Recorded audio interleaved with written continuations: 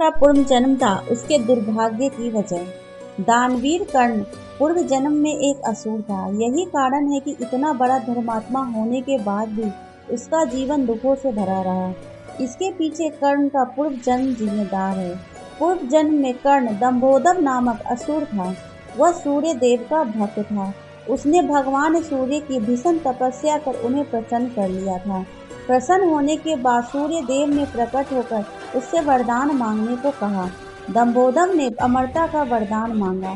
सूर्य देव ने इसे देने में असमर्था जाहिर की। इसके बाद दंभोदर ने 1000 दिव्य कवचों की सुरक्षा मांगी।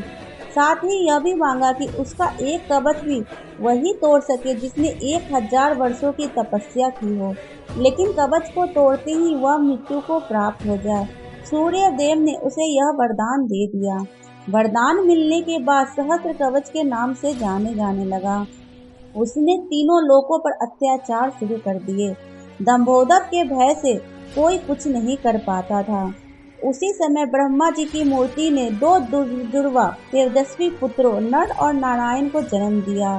दंभोदर के नाश करने के लिए भगवान विष्णु ने ही दो शरीरों में एक ही आत्मा के रूप में जन्म लिया। एक बार नर दंभोदर से युद्ध करने पहुंच गए।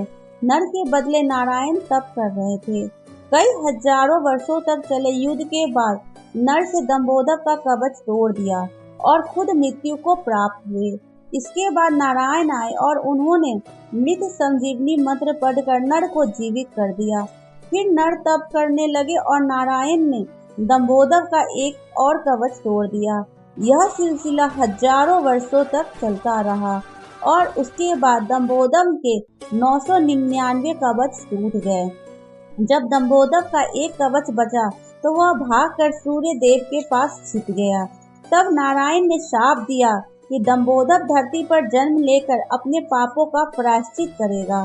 द्वापर युग में दंभोदर ने कर्ण के रूप में जन्म लिया। इस बार नर और नारायण ने अर्जुन और कृष्ण के रूप में जन्म लिया। चूंकि कवच कुंडल के रहते कर्ण को मारना असंभव था, इसी कारण इंद्रदेव धोखे से कर्ण का कवच और कुंडल मांग कर ले गए। तब महाभारत के युद्ध में धोखे से कृष्ण ने अर्जुन द्वारा कर्ण का वध कराया।